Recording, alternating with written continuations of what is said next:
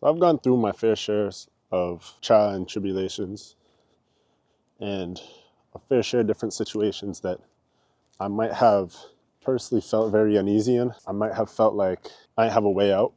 And over time, I've learned to just not compare myself to other people based on the situation that I'm in and based on the situation that I see other people in. And it's difficult because in today's day and age, it's very easy to put yourself in a headspace where you constantly feel less of yourself based upon seeing other people's accomplishments, but people post their accomplishments without posting the downside of the business, of the journey. I've worked with a lot of people over the years, and there's not one single person that I've worked with in the e-com space that hasn't spoken to me about some of the trials and tribulations that they've gone through. Honestly, the bad times are what makes the one good time so valuable, because the gratification that you get from a win it stems from the amount of effort that you've put in to overcome those downtimes. And oftentimes those downtimes go on for a long period of time, which is why it comes down to you being able to track your wins in the moment on a day-to-day. Because when something goes bad, you only get the gratification of overcoming those bad things based upon continuous effort and continuous work to solving the problems that you've been dealing with. And so those trials and tribulations turn you into the person that you want to be. And I personally think over the past, let's say, honestly, since I've started in e-com, so 6, 7, going on 7 years maybe, there is not one day that's gone by where things felt perfect. And honestly, those days where I feel like I have no stress, I'm stressed knowing that something's coming.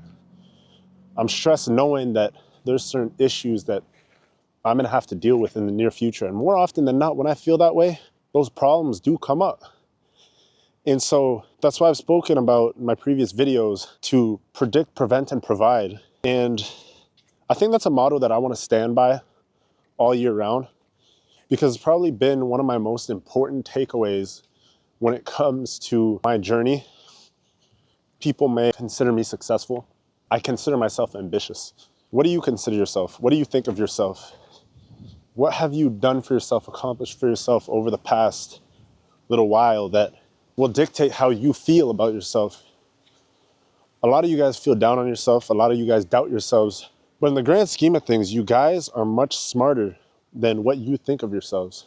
And the reason I'm gonna tell you that is when I was in high school, going into college and whatever it is, I was always feeling less of myself and felt like I wasn't as smart as the other students in my class.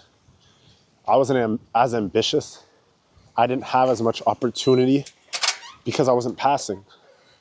But what I quickly learned is that a lot of this stuff comes with reflection.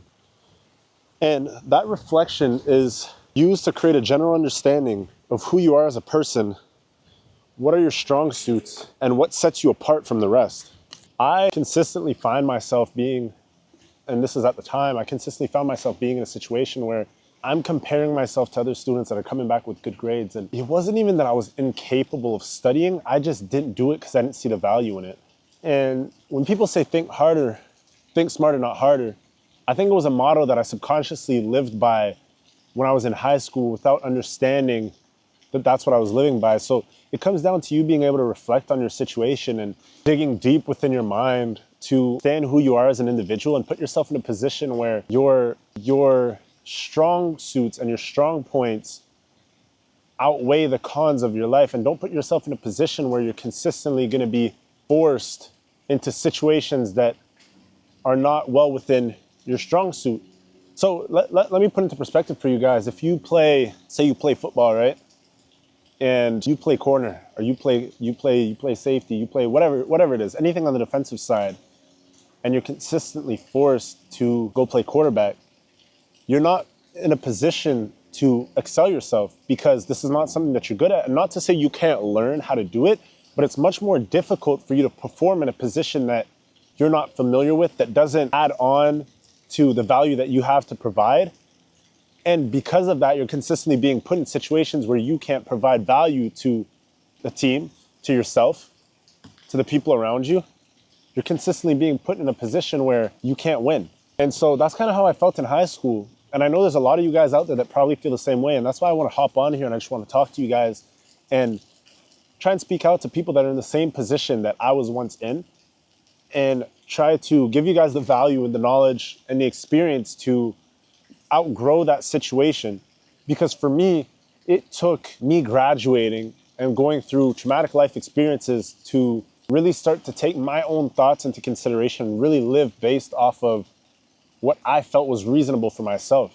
The way that another person sees you living your life best for yourself might not be the way that you see life for yourself, if that makes sense. More often than not, especially when you're in high school, these teachers try to shape your life based upon their own understanding of it. And their own understanding is to the book. Their own understanding is getting good grades. Their own understanding is that a diploma is more important than the cash that you have in your pocket to support yourself. And that's when I started to realize the system is backwards, because people value things that don't actually support your life. The diploma is not what supports your life. The diploma is literally just the key to you getting the job that you want to get in order for you to be able to make the cash and generate the money to support yourself. In the grand scheme of things, yes, there's a lot of things that can be learned in school, and there's a lot of book-based knowledge that you need to acquire in order to, reach a certain level, to unlock certain job statuses, et cetera, et cetera. However, I think the way that it's gone about, I don't think that it should take 5-10 years to study certain things. I think that people have to be placed in this situation to understand the ins and outs of everything. Because if everything is knowledge-based and knowledge stems from your ability to read books and to write tests and to get good grades, you're consistently being put in a position to be able to recite information without actually being able to perform the action.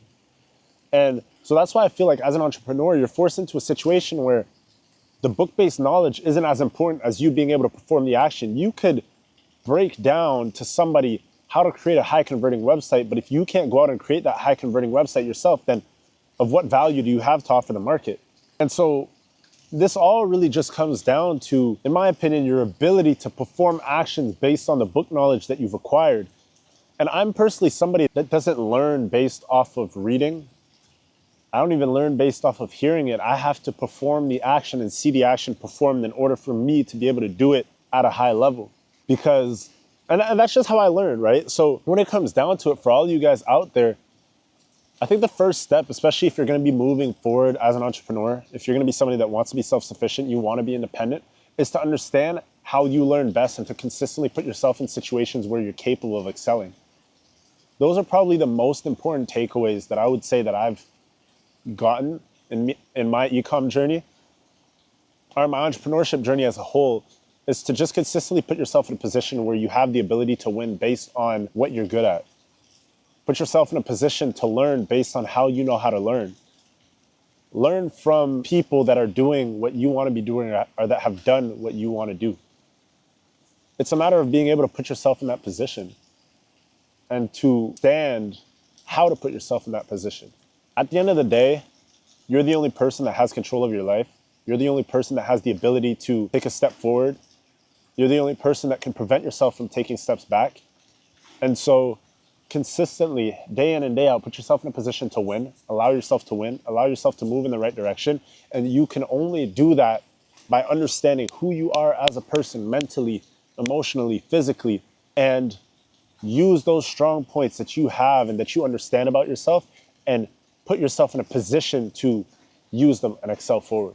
That's going to mark the end of today's video, guys. As always, the link to the Telegram chat is in the description down below. I appreciate everybody that did stick here till the end of the video. And yeah, I mean, with that being said, guys, that'll bring us to, once again, the end of the video, and I'll catch you guys in the next one. Peace.